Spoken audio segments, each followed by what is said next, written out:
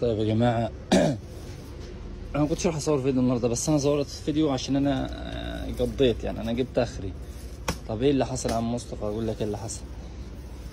شايفين ان دي ده زبون قال لي مثلا عايز ب 20 و20، فحطيت له 20. يعني انا بدي ظهري للميزان عشان العرض اهو والميزان اهو، فبوزن انا، فاديته ظهري يا باشا. حتى اقول له هي ايه، راح كبش لي كبشه كده.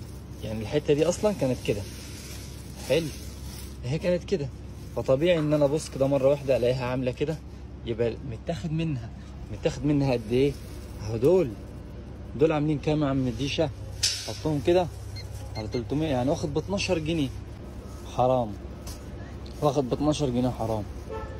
طب ده يرضي ربنا مثلا؟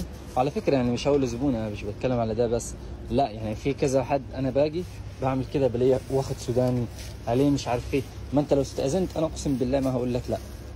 يعني انت لو استاذنت وقلت لي بعد اذنك او كده، والله العظيم ما هقول لك لا.